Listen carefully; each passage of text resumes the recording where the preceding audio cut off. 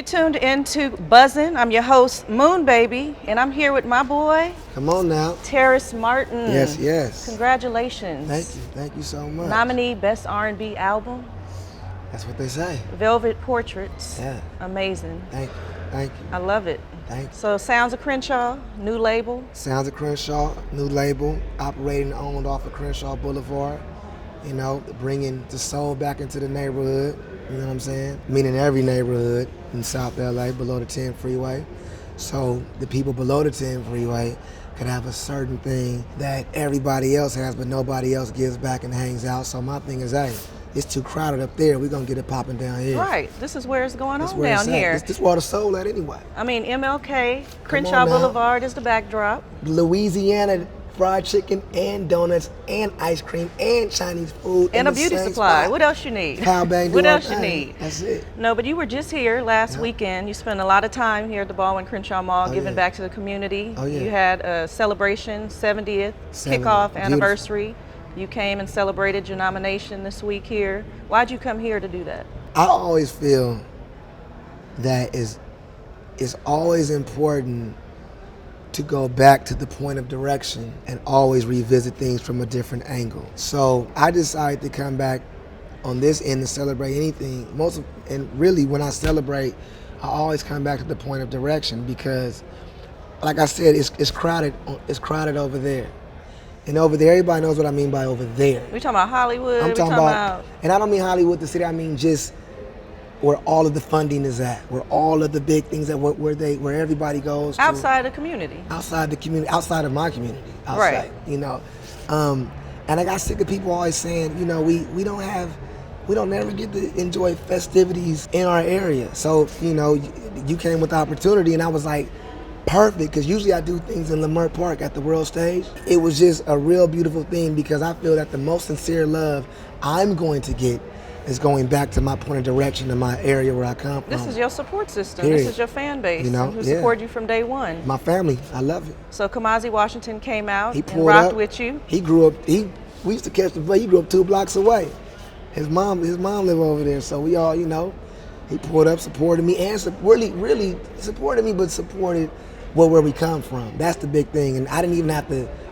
I forgot to tell him I was playing here. He said, "Yo, what time is your sound check?" So he saw your big billboard outside and was like, "I'm gonna roll up." He said this, "Yo, what time is your sound check?" I said 2. He said, "Okay, I'll be there." Well, I'm very proud of you. Thank you. 2 nominations last year. Thank you. To Pimp a Butterfly, Yes. Kendrick Lamar. Yes. That was an amazing project you worked on. And now, a nomination, your 3rd this year. Yes. For your own album. Yes. Velvet Portraits. So this album is jazz, fusion, G-funk. Like, what's G-funk? G-funk, I believe, originated from the core of Los Angeles.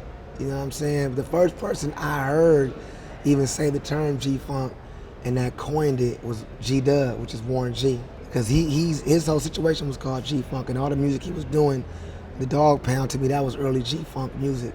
And I think G-funk was just funk, but then putting a gangster pill on it. Right. Which means like speaking the truth about what's going on in your area over a palette of funk music, whether it be Parliament, Roger Troutman, but instead of saying, you know, like Parliament, spaceships and everything, we talking about Crenshaw and Slauson.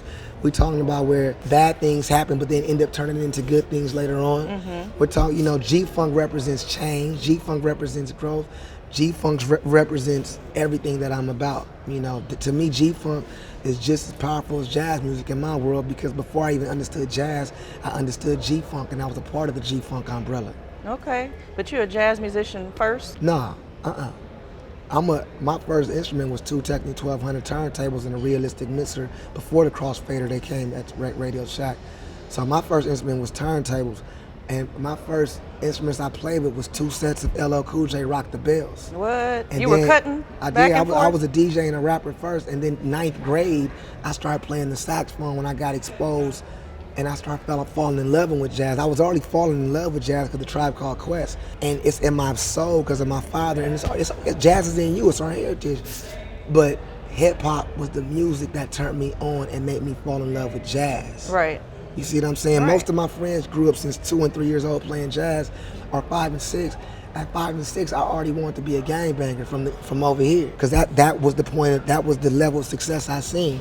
So I didn't play jazz growing up as a little kid. I didn't learn that till 9th grade. Then I started going in to the point where I shut off listening to everything for 2 years except John Coltrane and Charlie Parker. Nice. On the 210 Crenshaw bus and everything.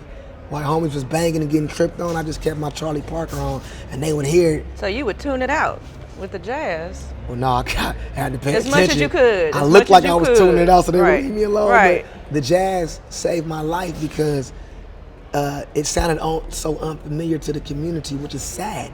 It sounded so unfamiliar that when people heard me play it so loud, they'd be like, ah. They kind of wouldn't talk to me because it would be unfamiliar, you know, which is cool. So that's how it came up, you know. And to this day, I don't really consider myself a jazz musician. I consider myself a lover of music and a musician, you know what I'm saying? A jazz musician that is usually somebody that just plays jazz, right? You know? For me, I think jazz is just a part of the seasoning because I love Too Short.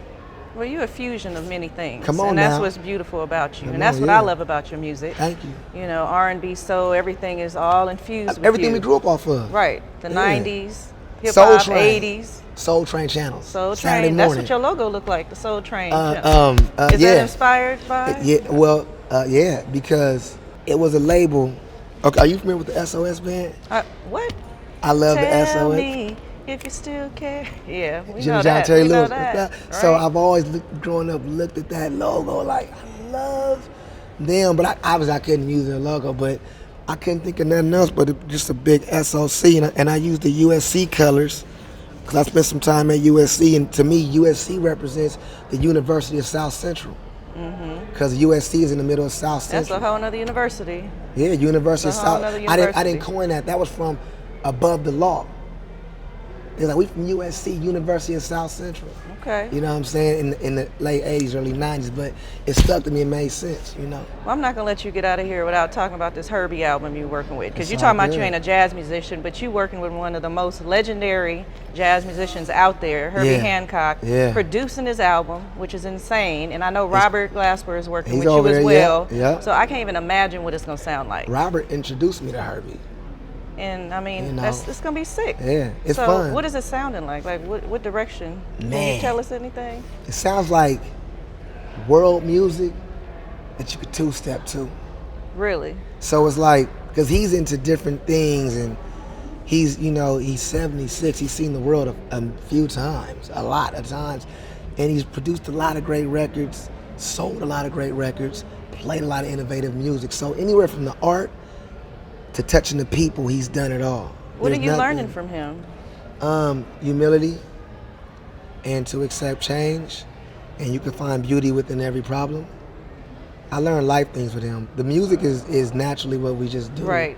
but the life things is what makes him. You know, the music he wouldn't be playing like that if his life was a different kind of way. He plays how he's free, His energy is in his music. and he's free. He's not in a box. He's not. I don't do that. And I learned something else.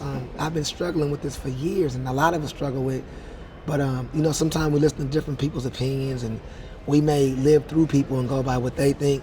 He said a statement the other day when they were first introducing the Fender Rhodes, and Miles Davis said, "Come to the studio, we're going to do a record." And usually he's used to the piano, but in the late '60s, Miles said, "You're going to play that, the Fender Rhodes."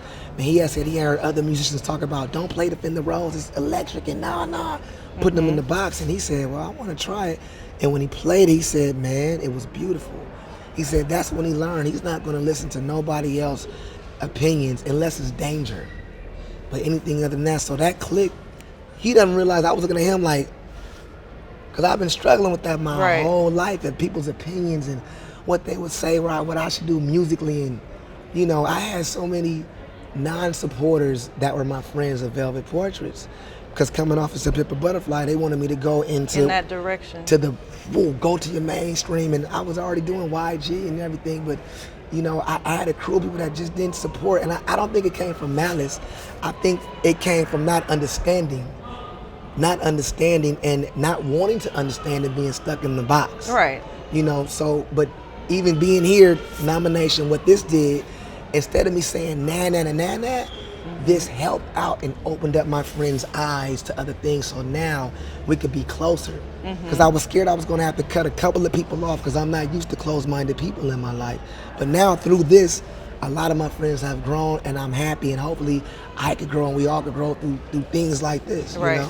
So what are you most looking forward to during Grammy week? Honestly, I'm looking forward to seeing Anderson .Paak at the Grammys, because he's a dear friend of mine and a fellow musician that he deserves everything. Sure does. He's worked hard. Amazing. He's been through so many things, and he's worked so hard. You know, I'm always all for the musician, and because I want kids to understand instrumentation, and I want schools and cities to understand arts back into schools. Right. So anytime I see a musician to get on a certain level of a platform, I know he's inspiring kids. So instead of a big chain, which is cool, or the most expensive this and all these things that when you grow up on Crenshaw and Slauson, that stuff looks far away. Right. But when you have a guy that's winning, that has a drum set that you could go to your local church and practice, and you could get to another level of life, that's the goal. And to me, that's what the Grammy represents. Because I hear a lot of people say, I don't do it for the Grammys, and you shouldn't do anything for anything other than your spirit. But let's not ever get it twisted. If you have any platform that could get your art heard and touch multiple people, you need to be a part of that, and that's a good thing to shoot for.